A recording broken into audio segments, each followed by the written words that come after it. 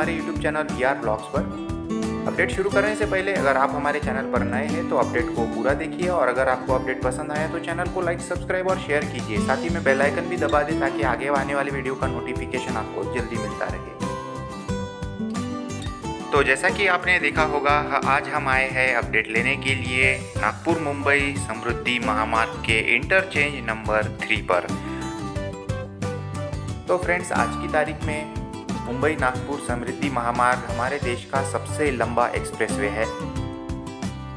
तो ये एक एक्सेस कंट्रोल एक्सप्रेसवे है। एक्सेस कंट्रोल एक्सप्रेसवे का मतलब कि यहाँ पर कुछ फिक्स पॉइंट्स होते हैं, वहीं से आप एंट्री और एग्जिट कर पाएंगे। तो ये है तीसरे नंबर का इंटरचेंज, और इन फिक्स पॉइंट्स को इंटरचेंज कहा जाता है। और यहाँ से नागपुर शहर की जो दूरी है वो रहेगी 40 किलोमीटर, और मुंबई शहर की दूरी यहाँ से रहेगी 700 किलोमीटर।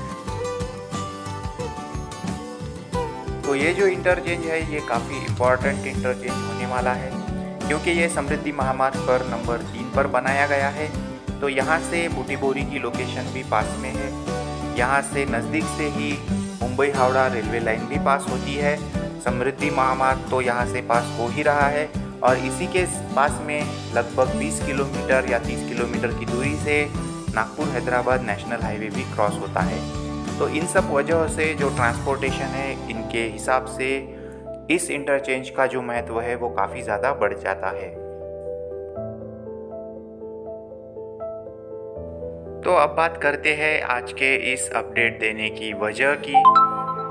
तो समृद्धि महामार्ग जैसे एक्सप्रेसवे हमारे देश में कई सारे बनाए जा रहे हैं।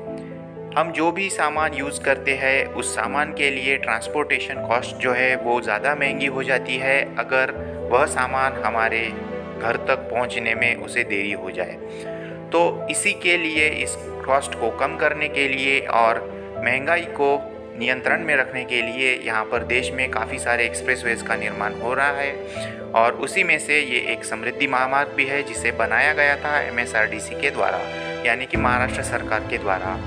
और अब ये जो महाराष्ट्र समृद्धि महामार्ग एक्सप्रेसवे है, इसका जो अंतिम चरण है वो लगभग पूरा होने को है, और 90% जो काम है इसका वो पूरा होने को है। तो 701 किलोमीटर में से लगभग 600 किलोमीटर एक्सप्रेसवे ऑलरेडी ऑपरेशनल हो चुका है, और जैसे ही यह मार्ग पूरी तरह से ऑपरेशनल हो जाएगा, जो कि शायद अगले साल में होगा, इसके बाद में महाराष्ट्र गवर्नमेंट का एक नया प्रोजेक्ट बनाने का जो प्लान है, उसके अनुसार उस प्रोजेक्ट की शुरुआत शायद इसी इंटरचेंज के आगे से होने वाली है, और जिसे हम और आप जानेंगे नागपुर गोवा या फिर शक्तिपीठ एक्सप्रेसवे के नाम से।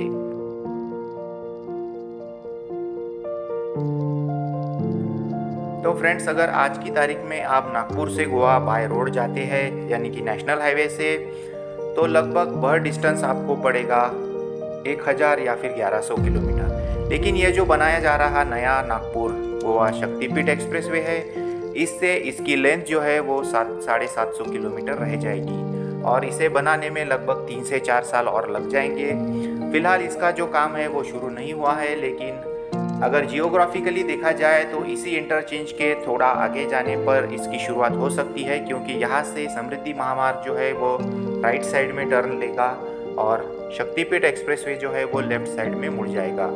तो इसी हिसाब से यह इंटरचेंज काफ़ी ज़्यादा महत्वपूर्ण हो जाता है, और यहीं से इन तीनों एक्सप्रेसवेज का कंट्रोल हमें देखने को मिल सकता है, क्योंकि समृद्धि महामार्ग, नागपुर तुळजापुर नेशनल हाईवे और नागपुर गोवा शक्तिपीठ एक्सप्रेसवे, यह तीनों हाईवेज हमें इसी लोकेशन के आसपास एक दूसरे को क्रॉस करते हुए दिख सकते हैं। तो इसी वजह से इस इंटरचेंज का जो महत्व है वो अपने आप में बढ़ जाता है। तो इसीलिए हमने सोचा कि इस पर एक अपडेट बनाया जाए और आपको इससे अवगत कराया जाए।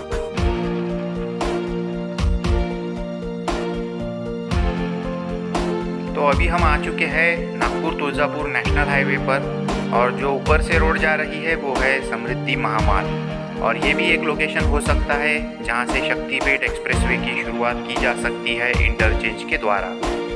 तो कैसा लगा आज का अपडेट, ये हमें कमेंट करके ज़रूर बताइए। अगर अपडेट पसंद आया तो चैनल को लाइक, सब्सक्राइब और शेयर कीजिए। मिलते हैं आपसे अगले वीडियो में।